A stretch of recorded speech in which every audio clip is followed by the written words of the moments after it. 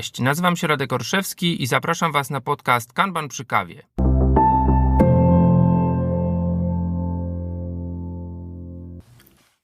Witam Was bardzo serdecznie w 14. odcinku podcastu Kanban przy kawie. Przyznam, że ten odcinek to trochę taki expedite, mówiąc kanbanowo. Po pierwsze, odcinek pojawia się szybciej, w krótszym czasie, z krótszą kadencją, to już wiemy, niż zwykle odcinki się pojawiają. Miała być praktyka kanbanu, ale pojawił się odcinek, który mam wrażenie jest potrzebny nam szczególnie w tych czasach, w których wszyscy jesteśmy. W czasach pandemii koronawirusa, która skazała nas, mam wrażenie, mówiąc do Was jako słuchaczy i słuchaczek tego podcastu, w pewnie olbrzymiej większości, jeśli nie całości, na pracę zdalną, na pracę z domu. Ktoś nawet wspomniał o tym, hej Radek, czy może coś o Personal Kanbanie? Tak oto jest, Personal Kanban. Czym jest Personal Kanban? To jest, no właśnie, wiele osób powie, że taki uproszczony kanban składający się tylko i wyłącznie z 2 praktyk, ale o tym niech opowie sam autor.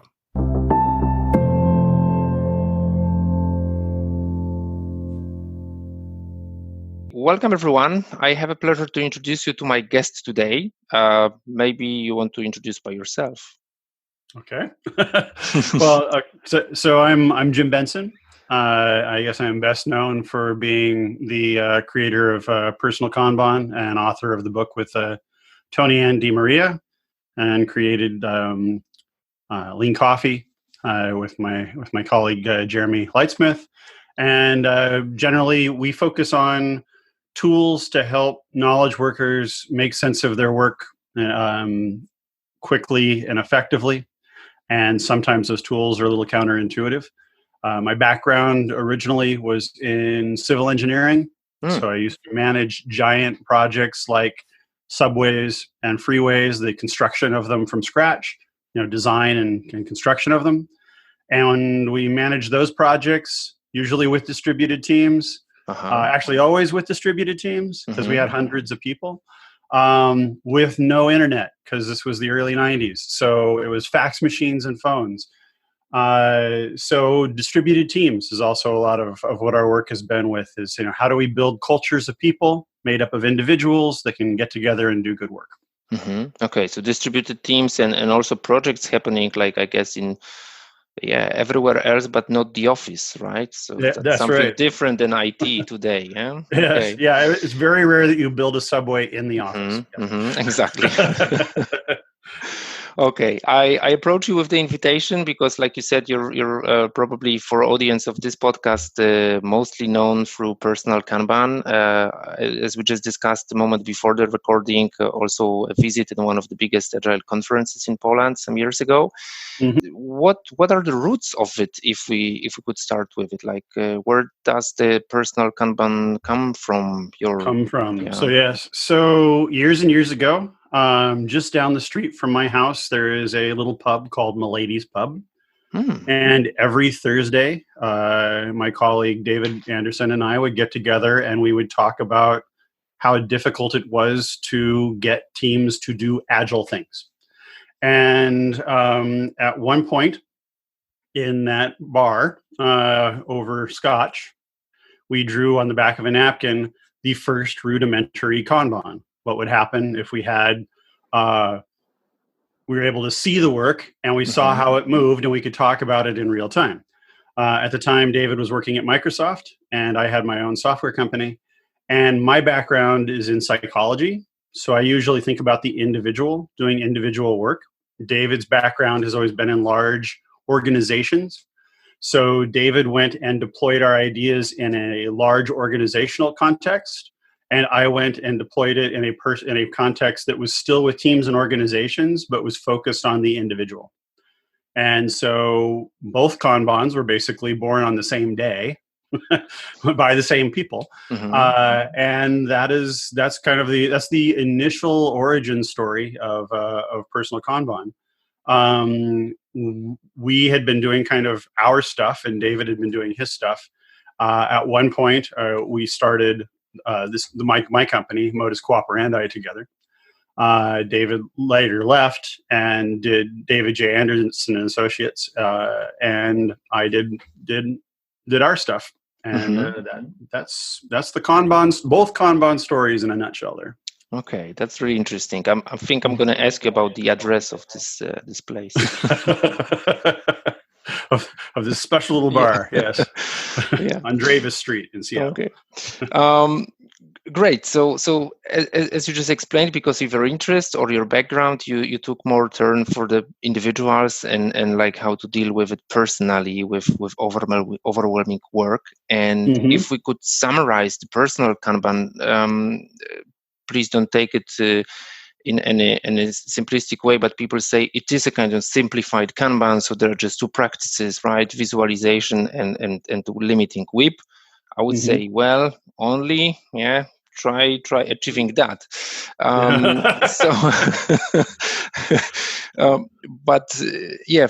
From your perspective, this could be like the shortest thing that people can get from your book or any other material about it.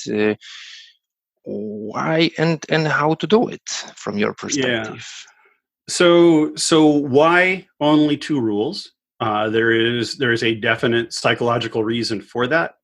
And that is that if I approach you with something with a lot of rules, you're going to be constantly reacting against those rules. Something's called reactance. So if I bring you any command, you immediately say, hey, do I really have to pay attention to this command? And does it really fit into how I want to work? And then the moment I leave, you're like, how can I just ignore that he ever asked me? The more rules that we give to people, the harder it is to deploy something. So the Kanban method is a perfectly legitimate way to build software, but it has a rule set that is built around building software. Personal Kanban has very few rules, which is why it is used in every vertical of human endeavor right now. It's used in hospitals and banks and gas stations and people at home working with their kids and teachers and so forth, because it's the beginning of a process that gives you a platform to allow you to build out the rest of that process. So you can't build any process until you visualized your work and limited your work in process. After that, then the other rules are up to you. And after that, miracles happen, right? Yes. Beauty ensues. Yes. Okay. I think it's absolutely worth mentioning that we record this podcast episode during the absolutely crazy days of like global epidemic, like pandemic of coronavirus. And I work as a consultant or coach, and I keep attending Zoom calls like this call that we have now, and all of the people who were so far maybe occasionally working from home and trying to find their fortress of solitude at home, suddenly were forced to work from homes, and these homes are full of their relatives, of working partners, of kids and whatnot, and this is something like really revolutionary for them, like how to juggle all these things and deal with all these things. Personal Kanban sounds like a good fit for a situation like this, doesn't it? Yeah. So paying attention is a really good fit for something like this. And so as you noted, when we're at the office, or when we have a way of working that allows us to be in different places at different times, and then different functions happen in those different places, we have a lot of subtle and obvious cues about what behavior to engage in at what time. And we all know that just something as simple as rearranging people's desks in the office often causes an upheaval in how we work. Well, this is kind of the ultimate rearrangement. It's like now you can't sit next to each other at all. When we are moving into a situation like this, people have lost all of their, again, I'll just use the cues, or triggers for action. And so people aren't sure what to do and when. They're not sure how they relate to other people. They're not sure what they do how when they do something, whether or not it will be an interruption or a distraction. So if I'm sitting a couple desks away from you and I, suddenly have a question for you, I can just kind of lean back and say, hey, what do you think about this? But if I call you on Slack or on, the phone, that's a very different kind of interruption. It feels different. It feels more substantial.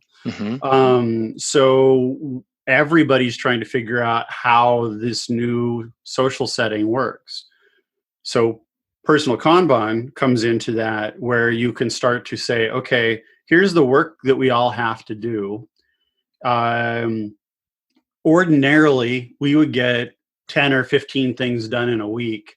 Right now, we probably want to limit our group's WIP, our organizational WIP, to something quite low, like 5 or 6 things, and then do those really intentionally. I'm going to do this, then you're going to do that. We'll be typing on Slack while we're doing it. At the end, we'll get together, we'll share screens, and we'll compare notes. But the key there is that those things are intentionally collaborative, so that we have a lot of contact, which gives us a feeling of security and also lets everybody know other people are doing stuff. And at the same time starts to build out that new way of working. So part of that would be visualized in the value stream that's on your personal Kanban. And the other part of that is the social contract between the people that are working. And as you do that, you'll start to learn things like, okay, well, my kids are 10 and 12 and they're capable of sitting still. Her kids are 2 and 4, and those kids are bouncing off the walls. I know that the current reality is they're working out how to unbounce the kids while working. So her throughput, to use a lean term, is going to be lower, and that is going to impact the throughput of the team. We can't get angry about it or frustrated about it. It's just what is. And we all have to work through that together. Great summary. It looks in many households and now offices, right? Since a week or two, depending on the place on Earth. If anyone is like, okay, maybe new to the idea of Kanban in general, or personal Kanban, or maybe he or she finds themselves in a situation when they would like to say, okay, this guy is talking with some good point. How do I do that? So, like asking you, for the tips. Should they actually decorate walls with Post-its? Should they rely on the digital tool? What's based on your experience? What is your recommendation? For this situation, people are going to want to do both. So right now, no one can see me. But to my left is a music keyboard, and on it are actually a bunch of Post-it notes, which is my options column for my Kanban. It's what I'm going to be doing next. Now, having said that, my team members are obviously all at home and spread across the world. So we have 2 actually online boards. One is in Asana and the other is in Trello. And those are the Trello one is holding just random, normal day-to-day work, and the Asana one is tracking specific projects that we're working on. The nickel tour of personal Kanban and how to do it without being able to see anything is that there are 3 stages in any Kanban, which is stuff you haven't done yet, stuff you're working on, and stuff that you finished. Ordinarily, we don't visualize any of those, so it's unclear to us what we should start, when we should start it, and then how many things we have started or how many things that we're working on right now. That's how we get to overload, because we start more things than is prudent, and then we feel the weight of all of those yet to be completed things. We in any type of Kanban system, and if it doesn't do this, you're not doing Kanban. is you have to have a WIP limit or a work in process limit where you limit at any given point in time the number of things you're working on. We recommend for an individual that that's 2 or 3. And you focus on those things and you finish one, and then you have physical capacity to move something in and start it. And that way you can focus and finish. If you go to the personalkanban.com site, there is a PK 101 page that not only tells you how to do kind of what I just said and graphically shows you how, but there are 3 videos underneath that show you how to prioritize, how to evaluate your work after it's finished, and then how to use your board in a collaborative setting with other people. So yeah, that would be the audible nickel tour of a highly visual system. Okay, we'll definitely put links to the sources that you just mentioned as additional content description for the podcast. So you'll be able to find it.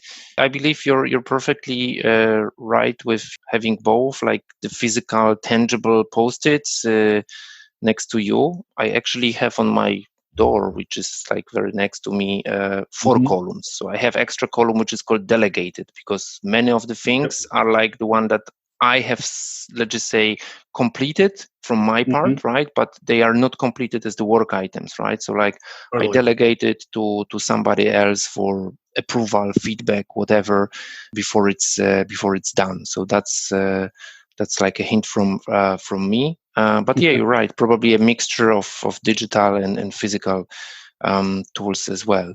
I believe what you also said is about the visualization. It's like we very often think we know what's most important, but until we see all of these things listed in a column, we may not always work on the most important one. So how do you choose the most important one if you're overwhelmed by many tasks? Yeah. Well, there's I just made 2 online classes about prioritization that each have about 20 units. Okay. That just talk about that.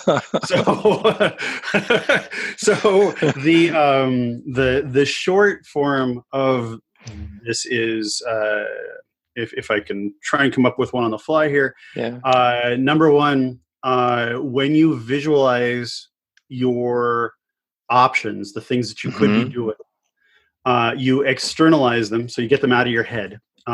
Being able to see them turns them into physical, tangible objects, kind of like work Lego. And you can move those blocks around to create blocks of either like tasks or things with prerequisites or stuff that you can actually complete. And this is important because when we normally approach our work, we tend to do things like by stack ranking, where we figure out like what's the most important thing right now. And then we'll start things that can't be finished. We'll start something and it can't be finished because we know, because that person isn't available right now, or a certain resource or information, or, you need to get together and do a problem-solving exercise with some other people. Something is going to stop that task from being completed. And then when it doesn't get completed, you feel like you're just setting it aside. But what's really happening is you are still thinking about it. Because if you didn't, you'd forget it, and then you'd never do it. So the more things you start, the more things you keep thinking about after you started them, and then you start using up your brain's capacity to take on new tasks or to even remember what you've already done, and then you have to go back and do rework to try and remember where you were. So when we prioritize our work, we need to make sure that we understand the context of that work. So in those classes and in the prioritization short on the Personal Kanban site that I talked about a minute ago on the 101 page, we talk about different perspectives that you can look at your work with in order to understand what really needs to be done right now. And that perspective would be from whatever is making you have to prioritize your work right now. So is it a political thing? Is it a sequencing thing? Is it a quality thing? What is the perspective that you need to look at right now in order to choose the right work at the right time? Mm-hmm. So, is your audience largely tech or? Yes. Yeah. Okay. Mm-hmm. So in tech, we have these things that we create that we swear we don't. We don't know where they could possibly come from, called bugs. Yeah. Okay. You can dress them up in fancy suits called technical debt, but Right. they're defects. Mm-hmm. You have created a defect, and you have created it by typing it. Mm-hmm. Okay. Almost all defects that are in code right now could have been prevented if people would have chose the right work at the right time and had the right conversations about that work before they started it.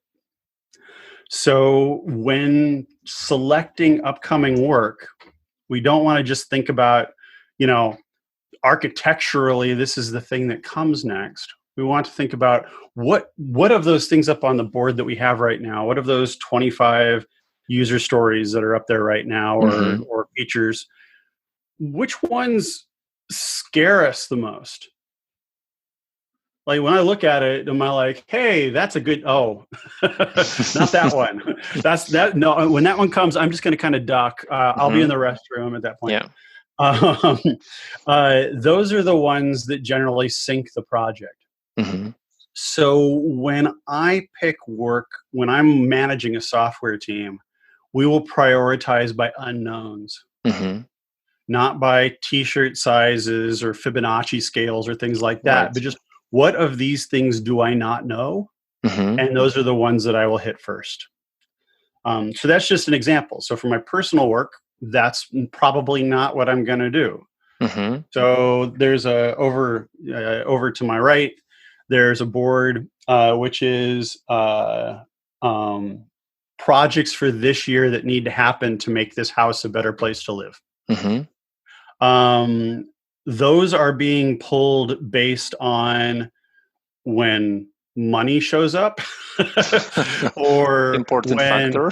That's right. Or, some of them are yard things. Yeah. So you're not going to do that while it's pouring rain, which it does Mm-hmm. a lot in Seattle. So those things are being pulled when they can be completed. So those are my two biggest suggestions for anyone, is to make sure that you've gotten the existential overhead of getting rid of tough things first.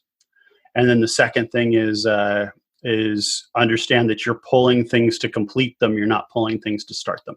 Mm-hmm. Mm-hmm. It was a pretty long answer. Sorry about that. No, but this is really great. Absolutely. I believe, from talking about the audience of the podcast, and I could also share my professional life. I wish such things were more known to many people in product owners positions. But it's good that we pick this topic up, and maybe it will reach the right audience and make people thinking. Mm-hmm. Absolutely. This is something what I believe is reiterated in many people in Kanban community. Probably David Anderson would speak about cost of delay.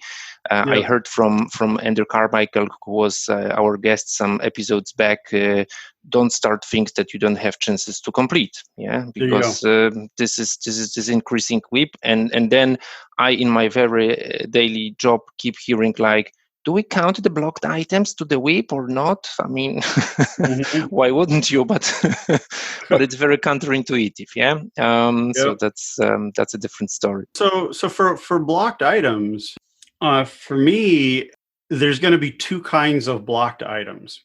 One is blocked and I don't care, Mm-hmm. which means that I think Andy and I would agree you shouldn't have started it to begin with. Yeah. And the other is, oh my God, that's blocked, which means that instantly becomes a continuous improvement moment. Mm-hmm. And so what Kanban means nothing if you are not engaged in continuously improving how you work together and the Kanban. And we tend to overlook opportunities like an important blocked object as a continuous improvement moment.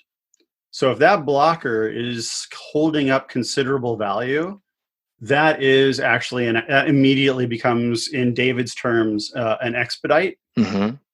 And you would double down, you would solve it, and then you would treat it in a good theory of constraints way as something you never wanted to happen again. Mm-hmm. You don't wait for some, I'll wait 2 months until we hire some consultant and do an agile retrospective. Yeah. It's right this second, we're going to stop work. We're going to get together and we're going to figure out how to make that not happen again. And that's how bugs don't happen. Mm-hmm. Right there is understanding, is having a social contract with your team where when things don't feel right, you fix them immediately. You have zero tolerance for uncertainty, fear, and doubt. Mm-hmm. Oh, yes, that's also needed. But important word that you have used here is team, right? So it requires also like a really collaboration and collective accountability for what we do, right? It's no just play with for superheroes or divas or stuff like that. The term that we use is you have to give a shit. You have to actually care about what your team is doing, and that needs to become part of the social contract for the team. So when you see something that's wrong, you need to bring it up, and everyone needs to treat that alert with respect. Absolutely. Yeah. Jim, on top of personal Kanban, for these crazy days, crazy times, which we don't know how long will last. No idea. Yeah, I definitely can say thank you for co-inventing and bringing lean coffee to the world.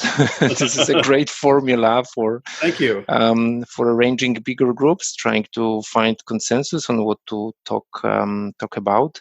If I would ask you, what are you working on now? So any sources, any places where we could hear you or read something from you, any further inspirations? What's coming? So when we started Modus Cooperandi, now about 10 or 11 years ago, the tagline for the company was performance through collaboration.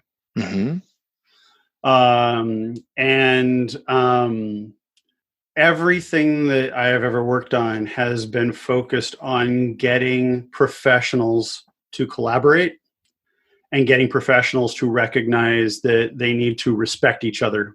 And then, of course, treat each other professionally. So that's part of that respect, is professional acknowledgement that other people might have a good idea from time to time. So the two things that I'm working on right now is one, we have an online school called Modus Institute. And we have been bringing kind of cohorts of people through the school, and we have been going much deeper into these ideas of what happens when you are a change agent. Why is being a change agent difficult? Why is my personal work difficult, independent of being a change agent? Why are other people's personal work difficult? What systems can we put in place to smooth work for the individual, for the team, for the organization, to get everyone to recognize that there are individual capacities, team capacities, project capacities, organizational capacities, market capacities, and that these interact, which all sounds very intellectual. But what we end up doing with this is creating different ways to visualize these problems and then get everyone on a team or everyone in an organization to pay attention to that. So when we leave companies, regardless of the size, by the time we leave, generally everyone in the company is engaged in strategic planning. Okay, so I fully understand why there are product owners, and I like product owners. But what I don't like is when a product owner becomes the person who knows everything about the product, and then the devs just become highly paid dumb people. I'm not going to comment on it yet. So what I would like is for the devs to always be very much involved in the business reason for what they're developing, so that they can bring their expertise to solving real problems and not just trying to type code as quickly as they can. Right. So there's that. And then the second is a book, which is called What's Your Modus? Mhm. And it is talking about these same things. How do we build systems of collaborative management that get us away from simplistic ideas like servant leadership Mhm. and actually get into idea of like what does a collaborative leader look like? Aha. And so tyrant leadership doesn't work very well. Servant leadership doesn't work very well, but there is a happy medium Mhm. where you actually have a collaborative system, and that collaborative system allows people to onboard faster. It allows people to call attention to defects, problems, things that need to be improved faster. And it makes everyone, you use the word accountable earlier, Mhm. but I would say that it gives everyone kind of the responsibility of paying attention to what's happening with the product. Mhm. And so those are the things that we're working on now. And I mean, at this very moment where we have COVID and we're all stuck at home, we have been doing everything we can to utilize the time as best possible, Right. which is having more conversations like Yeah. the one we're having today, certainly. And also as part of that, just creating more content. What can we Mhm. do to add to the body of knowledge now that we're sitting in a chair? Yeah. Okay. Great. What's the status of the book? So is it already out? Is it in preparation? No, No. no, It's just it's an not already idea, out. or it's in to do. It is into doing. So I would say that the book right now is most authors would have probably punched me for even mentioning it. So it's probably Okay. about 60% done. Okay. We can always Um, edit it out. Yeah, no. It's fine because it's No, a lot of the Mhm. ways that I'm working through the book is Mhm. by working with the students or with the participants at Modus Institute. Oh, I see. Yeah, because every day we're having Mm-hmm. conversations about how they're doing these things, how we were doing these things, coming up with new ideas and refining. It's been a really beautiful experience, actually. Awesome. Okay, so I'm looking forward to see a message that it's out, and I'll be happy to check it. Oh, awesome! That's beautiful. Yeah. Thank you very much for your time. I'm pretty sure that all the hints, all the practical things that you just explained about, the personal Kanban, but also more complex things related to prioritization and also collaboration are going to be interesting for our audience. If I can, you're welcome. But I want to add one little postscript here. Go. Work is done by individuals in teams to provide value. So whether we call something a personal Kanban or a team Kanban or what have you, we never do any work alone, and we don't do any work just for us. Mhm. So I beg anyone right now that is stuck at home, if you're working on a task and it feels like it's just yours, really look at it carefully, think about it, and think, who's waiting for this? Where did I get information from? And can we work on this together? Okay, speechless. Yeah, but forgotten so many times in our daily work.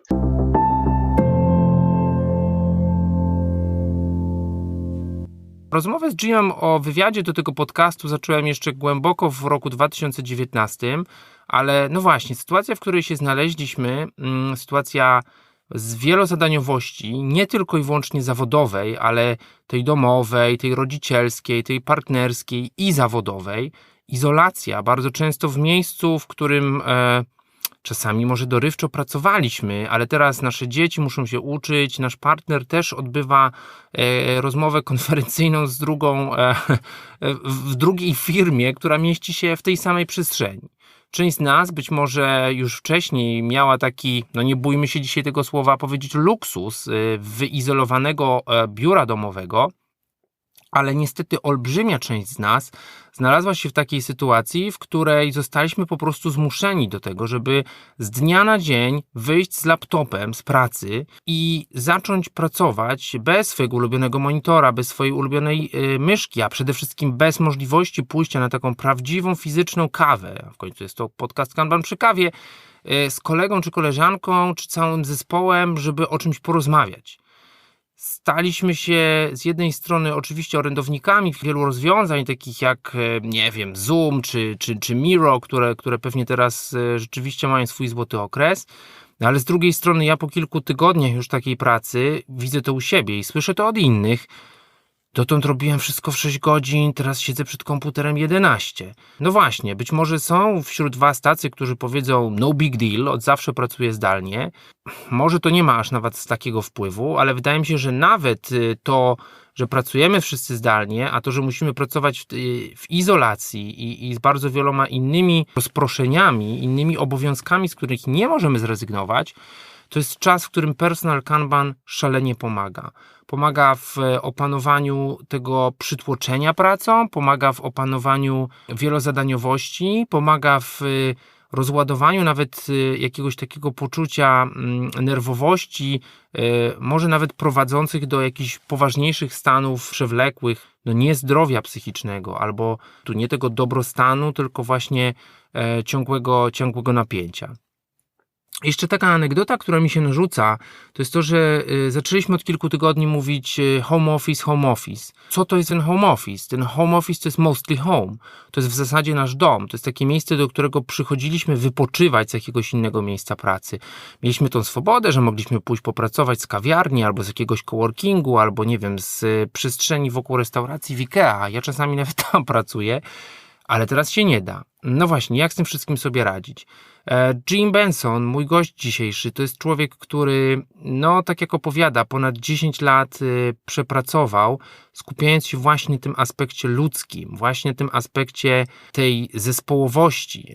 On w dzisiejszym naszym wywiadzie opowiada nie tylko i wyłącznie o tym, czym jest Personal Kanban, tylko składam mu podziękowanie za to, że jest współautorem takiej świetnej formuły prowadzenia spotkań, jaką jest Lean Coffee, ale również o tym wszystkim, co jego interesuje, jeżeli chodzi o to, jakie relacje w zespole, jakie pewnego rodzaju umowy, kontrakty społeczne w zespołach zawieramy, jak prowadzić tą pracę bardziej właśnie nawet nie w sposób już można powiedzieć tego przywództwa służebnego, ale w ogóle przywództwa takiego kolaboracyjnego, przywództwa grupowego. To myślę są tematy, które są szalenie potrzebne w dzisiejszych czasach, pewnie będą potrzebne również w czasach po epidemii.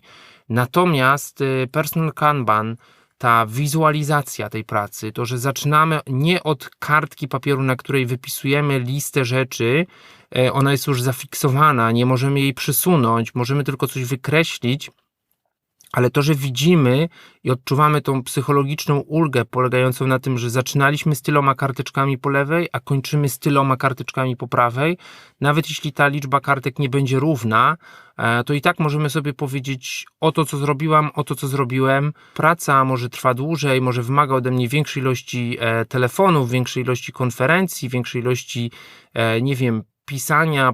I w czym ten Personal Kanban może pomóc? Dziękuję raz jeszcze za wszystkie komentarze i polecenia podcastu, którymi dzielicie się, szczególnie na LinkedInie, bo tam tego ostatnio było całkiem sporo. Piszcie o tym, co was interesuje, piszcie o tym, co chcielibyście, żeby było tym tematem. Jak zwykle, do usłyszenia za kilkanaście dni. Pozdrawiam, mówił Radek Orszewski.